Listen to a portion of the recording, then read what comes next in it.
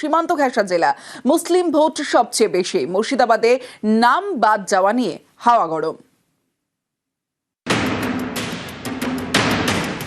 শনিবার প্রথম ভোটার তালিকা প্রকাশ করেছে নির্বাচন কমিশন।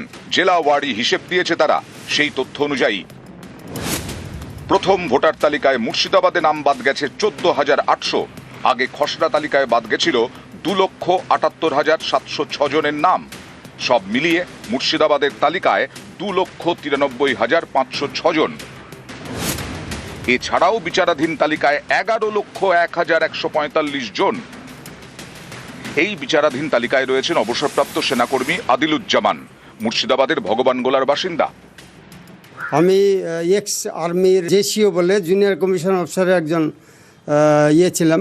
তার হঠাৎ করে আমি দেখছি আমার ভোটার লিস্টে নাম নেই, কারণ আমরা ডিফেন্সে থাকায় ভোট দেওয়ার সুযোগ পাইনি।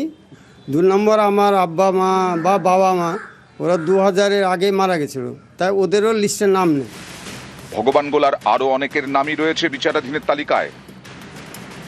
আমি হেড সুপারভাইজার ছিলাম এই রানীনগর ইসলামপুরে, এখন পেশায় পাই। আমার নাম আছে বিচারাধীন। সরকারি কর্মচারী হেলথে কাজ করি। এপ্রিল মাসের 1985 সাল থেকে আমি কাজ করি। 2002 সালে আমার নাম একটু বেগম করা ছিল। হিয়ারিংয়ে গিয়েছি, আমি সমস্ত কাগজপত্র দিয়েছি, আমার অ্যাপয়েন্টমেন্ট লেটার দিয়েছি। আমার নামের পাশে আন্ডার এন্ড্রেকেশন দেখা। হ্যাঁ, আমি তো মনে করছি ইচ্ছাকৃত ভুল করেছি। মুর্শিদাবাদে রাজ্যের সব থেকে বেশি মুসলিম ভোটার। এই মুর্শিদাবাদে নাম বাদ যাওয়ায় রাজনীতির হাওয়া গরম। খুব উদ্দেশ্য প্রণোদিতভাবে করা হয়েছে এবং প্রথমে যেগুলো বলা হচ্ছিল ধর্মের ভিত্তিতে ভেদাভেদ, তার কিছু প্রমাণ পাওয়া যাচ্ছে। ফলে হিন্দু বলুন, মুসলমান বলুন, বিজেপি জেনুইন ভোটারদের নিয়ে ছেলেখেলা করছে।